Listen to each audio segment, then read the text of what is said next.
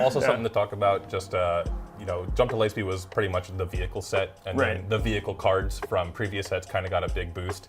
Legends of the Force is the Force set, right? So we're keeping an eye on those Force cards, those Force payoffs that might be really, really good coming into Legends of the Force.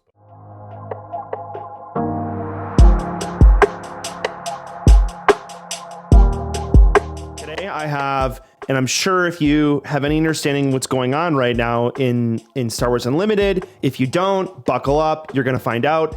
But I have an opinion that I want to share with you all, and I think that there's a card that is going to be problematic in set 5. And it's not super surprising, but I hope that you find this analysis interesting, compelling, thought-provoking.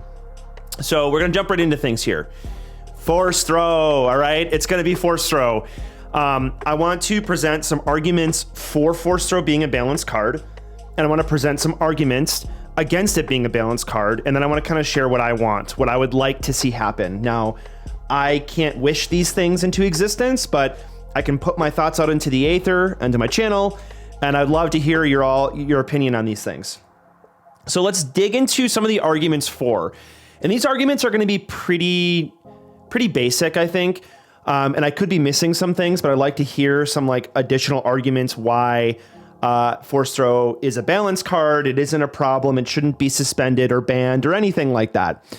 But the number one thing that was said about Force Throw is, hey, Force Throw is an amazing card, but there's just such a small amount of Force units in the game to set it up. And without that, it's kind of a terrible card, right? If you don't have a Force unit out there, a 1 cost, I get to play a card, you get to discard any card in your hand, it just isn't very good. So it's only really hitting that ceiling when you have a Force unit out there and you're able to discard a card from somewhere and then deal damage to something equal to the cost of that card, which, if you don't know what Force Throw does, it was on the previous slide, so scroll back and see. So let's take a look. Currently, based off the SWDB search, in the first 4 sets of the game, we had 39 cards. This doesn't include leaders, by the way. This is just units. I'm not including leaders in this because, yes, that is very important. And there's going to be a lot of Force leaders in set 5. I decided to not include it. I'm just going to look at units because I think that's really where, yes, leaders are the most consistent thing because you're guaranteed a leader every single game. Or you're guaranteed to draw it. It's built into your starting opening part of each game.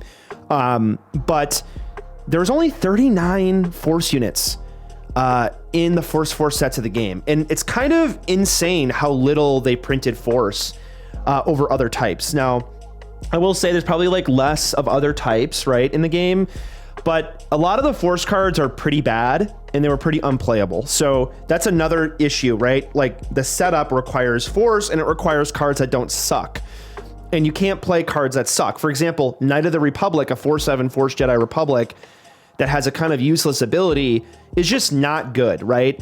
And so there's just a limited amount of Force units that were good, and it was just too difficult to set up.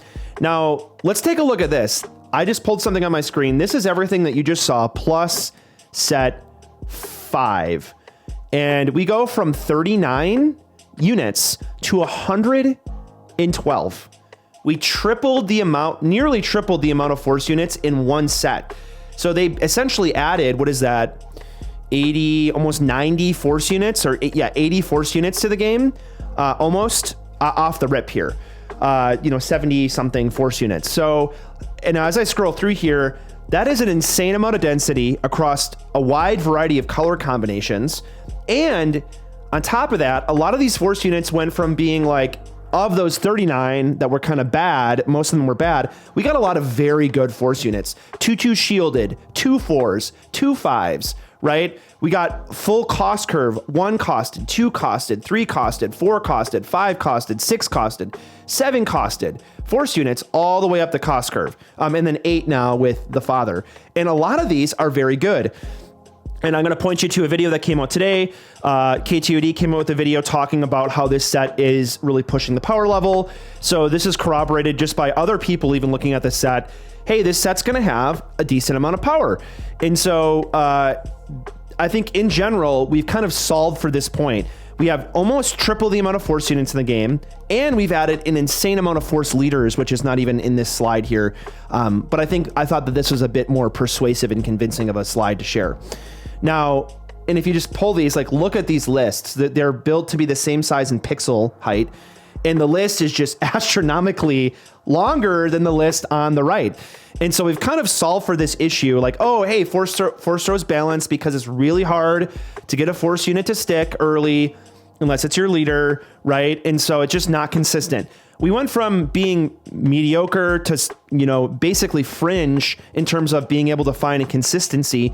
But now we have really good force units that are breaking the stat line, right? 2 4s and 2 5s, and then like 4 4s on 3 that with no downside, right? We're seeing like some insane power creep happening, which is good, right? If there's no power creep, the game gets boring. But we have just created an insane amount of stability for this card to essentially be played at any point in the game. Some people are joking, and I don't think this is good, but some people are joking about playing the 1-costed Anakin, which, by the way, isn't showing up in my search for some reason. The point still stands that there's an insane amount of force units getting added, and it's throwing nearly every leader. I think if every leader in the set is force. So we created leader consistency, we created unit consistency. So the card is essentially online almost all the time. The idea of like setting it up isn't an argument anymore. It just got defeated by that. Now the second here is you have to line up force throw, right? So you don't just have to like set it up, right? You have to find a time to play it when it's good. And that I think is something I've heard before, and it makes a lot of sense, but that's a skill problem, right? That is not like a card problem. That is outside the game. So if you're good at the game, you're going to know the lines of I force throw here against this type of deck, against this leader to do this. They have 1 card in their hand. That's probably Luke Skywalker set 1. They're hoping to play that, or maybe they have 2 cards in their hand. So you play like Ahsoka, discard a card, force throw, discard their last card, and rip them of all their cards. So I think that's pretty much solved by skill. And the last one is, so some people will claim there's counterplay, right? There's card draw. You could, card draw. Yep, that definitely answers it, but that doesn't answer the other part of force throw, is that it does damage, right? Yeah, definitely agree that there's some counterplay. And I think that these are both legitimate arguments that the next couple slides, like I actually think this is great. I do think skill helps here. Counterplay, deck building, resourcing, 100% agree.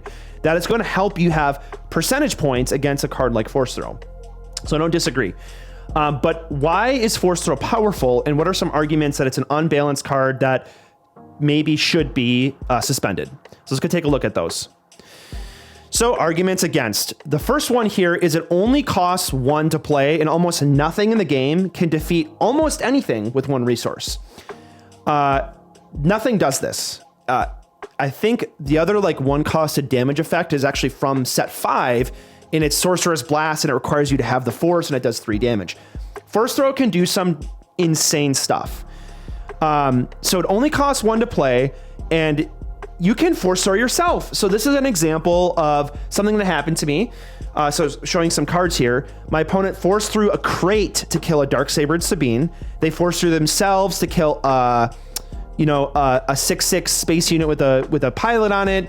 It just some insane stuff. So force throw can always kill because of the flexibility of self-discard. If you're not bad at the game, you can make sure that you keep certain cards in your hand against certain opponents, like crate, to essentially self-discard. So force throw, discard my own card, deal 9 damage for 1 resource? That sounds like a meme. That sounds like a joke that somebody made up, in a Reddit thread and put together some sort of, meme card back in the day in Magic the Gathering, right? That is insane. That is an insane level of power. And that is one of the issues I have with force throw, is that I think one way it could have been more balanced is if it only allowed you to target your opponent. That would have made it a lot more balanced and allowed more counterplay. Now, force throw actually doesn't have as much counterplay, because if you counterplay against it, your opponent can just be like, all right, I'm going to keep all the agency and make myself discard a card and kill pretty much any unit in the game, right? And so I've seen people kill Avengers, right? They've killed leaders for 1 come on, right? Discard my own Han Solo to kill your Quinlan or something. Like, man, like you just defeated my leader for one resource? Like, talk about robbing the fun out of a game with a very, very overpowered mechanic. Some people might say, oh, that's not a big deal. You're discarding your own card. But that's not the point. It's the fact that you can even do that at all, right? The fact that the card has the ability to do that at all is very, very strong. And then just to share here, like I've seen, in different areas of people keeping track of like how their deck is doing. Force throws often, 80, 90 percentile in their wins, right? When you play it, they win 90% of those games. And it creates a lot of mirrors where like if I drew my force throw and you didn't, it just creates a really bad environment where there are, X blue-red mirrors, and essentially drawing force throws can help you close out games when your opponent doesn't draw them. Another issue that I kind of identified with force throw is that there's only 4 places in the game that you can attack. You can attack somebody's hand, you can attack somebody's board, you can attack the resources, right? DJ, that's why DJ got removed. And you can attack someone's deck, right? Kind of, mill, whatever. Force throw does 2 of those things for only 1 resource. It attacks your opponent's hand and it attacks their board. And I think that in 1 card for only 1 resource is a very low investment at this point in the meta. And that is concerning to me, right? It's very, very low threshold to play. Now the barriers of like building a deck are kind of gone, right? With Jump to Light, or not Jump to Light Speed, Legends of the Force. And now it easily can target 2 of the arenas you could possibly target, right? In 1 card. And that is just, again, something I would expect this card to cost 2, 3, 4 resources. It costs 1. It's a huge problem. All right, so I kind of shared this already, but set 5 solves one of the main arguments for why Force Throw isn't broken, was that the setup, right? It's very easy to set up, and I kind of like built this in a way to kind of share that. And you can essentially play Force Throw at any point in the game now. So you can attack 2 areas of, you can attack hand and board for only 1 resource. The setup is easy, and it can also defeat almost anything in the game for 1 if you want to do self-discard. Sometimes you can get your opponent to discard their 7-coster, defeat their leader, kind of degenerate stuff like that. Lots of flexibility with the card. Now, this is the last point I'm going to make, and I think this is probably the most... This is the most persuasive point of this card, and it goes back to like understanding value in a card game. So Force Throw has one of the most insane value ceilings in the game. So when you look at value, you have to look at what the card does, right? What does the card actually do? What outcome does it obtain? And what is the investment to obtain that outcome? Now, we have some very powerful cards in this game, and it's exciting, right? The new Darth Vader, awesome, exciting card. I'm excited to get them, sell them, trade for them, get the showcase. Maybe there'll be like a galactic treatment, right? Emperor Palpatine, which was a promo at regionals, right? When you play it, you can do 6 damage divided any number of units. Darth Vader can 2 for 1, right? The new Anakin, the 6-costed Anakin, can give 2 units, -3/-3. Overwhelming Barrage, right? You can end up like spreading damage across 2 or 3 units. And so to obtain the outcome of 2 for 1, which is my 1 card gets to defeat 2 of your cards, right? And sometimes my card gets to stick around. And that's really strong, right? I get to get rid of 2 things, and I get to do a thing over here. Now, these cards typically cost 5, 6, 7, 8 resources, right? They're cards that are made for the mid to end game that obtain these really powerful outcomes. Now, what does Force Throw do? It discards a card, which is a card, and it can deal damage to their board, which often will lead to that unit dying, right? Like, again, skilled players, if you're bad, you're going to be playing at the wrong time. You just got to get better and grow in your skill. Now, when you just play Force Throw and you're able to rip a card out of their hand, maybe it's their last card, and defeat their bomb, you essentially 2 for 1 them. Did you 2 for 1 them for 5 or 6 or 7 resources? No, you did it for only 1. And that is a huge problem, right? These cards that often allow us to 2 for 1 are mid-game cards that they have to be, you can play around them because you know they couldn't possibly be played until later in the game. Now, Force Throw can be played at like any point in the game, and it only costs 1, so your opponent can often just like play that and do something else and do something else and just shut you down. It just is really, really frustrating. And again, this applies to any deck that's playing red. I feel like any deck can play Force Throw now. I joked about playing a Sabine deck with Force Throw, right? Like, it's a joke. It's bad, but it's funny. It's very, very powerful.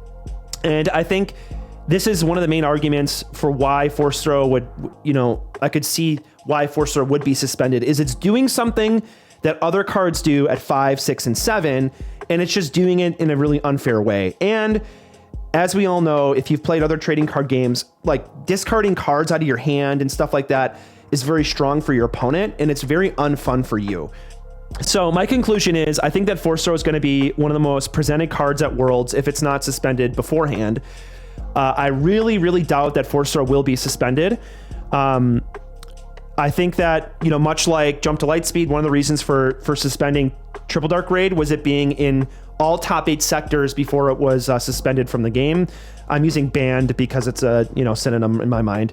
And I think history is going to repeat itself here. I do not think that Force Throw is going to be banned or suspended before Worlds, but I think it's going to be the most presented card at Worlds in the top 8, top 16 if it's not suspended beforehand.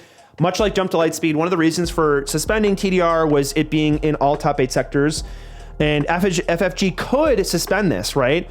FFG has shared that there's a 2 weeks before release that they look at the set and potentially suspend cards based off of various data points. And in reality, I feel like this won't happen, and this is why. Play the clip. So I know that many people have been curious about, our plans for when we will be announcing things like this, and I want to say that our current cadence we've told you all about as we went into Twilight Republic and Jump to Lightspeed was a week or 2 before the set drops. We want to do a meta update, looking at all the planetary qualifiers and things like that, and that has not changed. We plan to do that as we get closer to Legends of the Force as well. So I don't think it's going to happen, right? It'll happen probably after Worlds, but I just wanted to say you have been warned. Prepare to get Force Thrown for this entire meta, and it's going to be a rough one. So let me know what you think about that. If I'm wrong, if my take is bad, if you think it should be suspended before Worlds, if you don't care, if you want to see what happens after. And if you like this content, call to action, please go like, comment, and subscribe to this video. I'd love to hear your thoughts on this and what you think about it. Thank you so much, and Rebel Resource out.